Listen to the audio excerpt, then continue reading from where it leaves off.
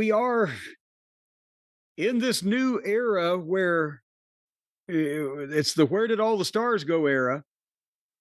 They're pushing the bronze, Breaker and Reed, and I appreciate that because they are new, legitimate top talent that needs to be utilized in this fashion. So I'm fine, but again, in between these things, you got to sit through some other things, and they had one match that I want to talk about. So, nevertheless, point is they start the program with Adam Pearce. He's starting to speak when on the screen, it takes forever for an SUV to pull up and Braun Breaker and Bronson Reed and Paul Heyman to get out. And they just walk to the ring. And they show them walking to the ring. And they're going to stretch everything out as long as they can get out of everything. But Pearce really reads them out. He tells them Seth Rollins is hurt. And he kind of skips. At first, he says, well, he was banged up anyway, but now he's really hurt. And then because of what you guys did, what you two did, we're stripping Seth of the World Heavyweight Championship. We're going to crown a new champion in Salt Lake City at Saturday night's main event. CM Punk won the right to be the challenger and said now since the title is open, it's going to be Punk against the winner of a battle royal for the other slot. And that battle royal is tonight. And that got a big pop because they got booed when he mentioned Salt Lake City, which to be fair is unpopular almost in all social circles. Salt Lake City. For that matter, the whole state of Utah is not exactly invited to most people's dinner parties. But I guess they got to do what they got to do. But before we go anywhere else with this interview, Brian, were you jazzed up to hear about a battle royal to determine a contender for the other contender to fight for the vacant title?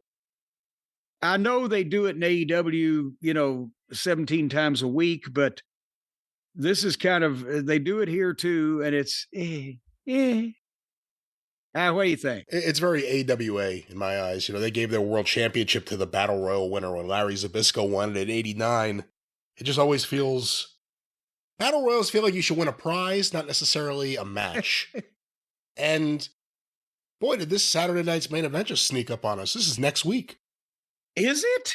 November 1st. Well, son of a bitch. Well, I was about to ask you when it was, but you told me. So now I know. God dang. God dang. So what do you think of this in terms of this is the first follow-up to them turning on Rollins? Did you think this is an effective way to start the episode? Well, they started this way and then going all through, and we'll talk about the whole story all the way through and then hit another high point. But at this point, Pearce was telling Braun Breaker, and now that's not your property because he's carrying the belt. You got to hand the belt over. And they did, what if I don't? And Paul conferred with Braun, and Braun's like, show me some respect. And then he makes Pearce it respectfully, and he just hand it over, say, please. He repeats it, please. And Braun Breaker gives the belt to Paul, and Paul gives it to Pearce, and Pearce walks off. And then Paul starts cutting the promo. This is the way Paul cut a heck of a promo here to answer your question on, is it a good way to use them? Paul cut a heck of a promo here, elevating these guys, mentioning their importance. He said that he pulled those moves at WrestleMania that it had nothing to do with Rollins, is because Braun was the future. And Bronson Reed is better than Roman Reigns. And he tore Seth down and called him a bum shoulder bitch. And they bleep bitch on Netflix. Weren't we promised we could get to hear fuck and cooties and every other kind of horrible word on Netflix at one point? They definitely made it sound like we don't have to be worried about language anymore. Meanwhile, on AEW, they say shit and all sorts of stuff. Tits. Yeah. But anyway, Paul's promo put Bronson and Braun over big as having what it took to be main eventers. It was a good heel promo. I think it just, again, the only thing is this took like 20 fucking minutes, and anything just takes a while to get done on this program. But with Seth on the sidelines, the old Eddie Graham principle, how do I get somebody over Dusty? Dusty's got to go somewhere. Seth on the sidelines, the attention being put on these two, and then later on, I believe that was the next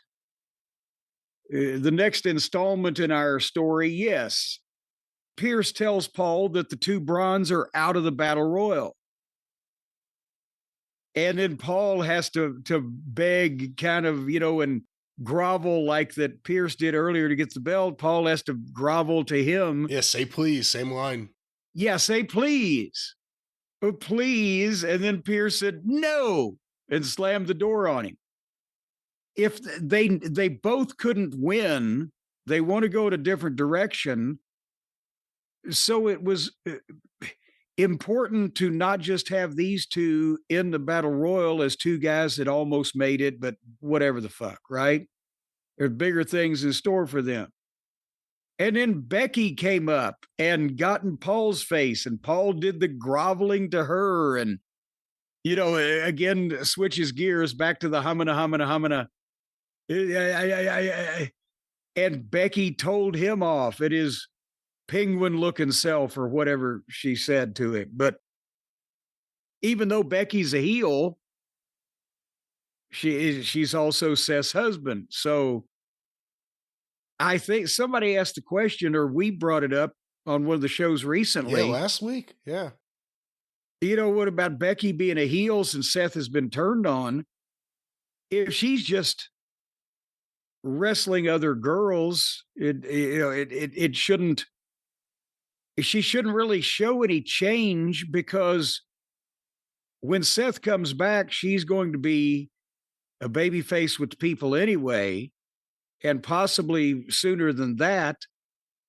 So it wouldn't be out of the way for her to get involved with somebody that's fucking with these guys just for the sake of it. And in that case, she'd be a big babyface, but she doesn't need to change anything.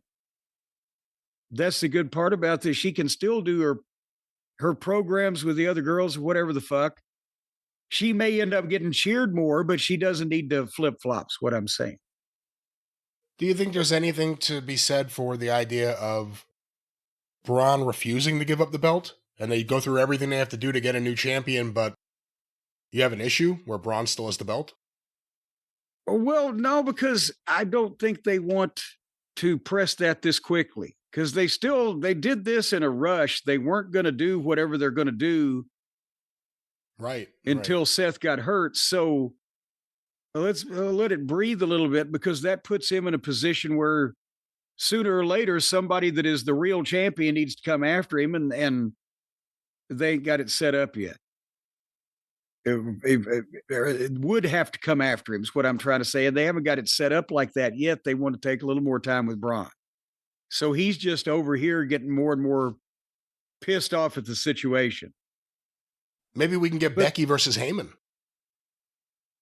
Maybe in a sumo match. But no, well, remember, now that might work.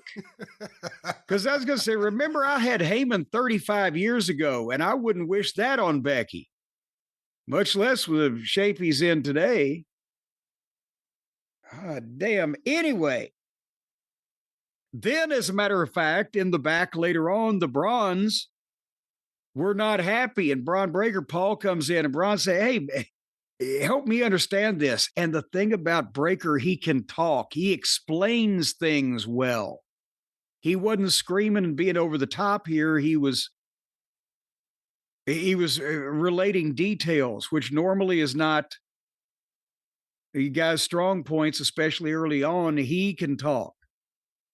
But then Paul gave him the bullshit pep talk about how he helped Brock because he listened to him, and he helped Punk because he listened to him, and he helped Roman because he listened to him. It's not just in the ring, it's backstage politics. What's the future of the WWE, guys? Just look in the mirror. and walked out and left them smiling without saying anything of substance. But then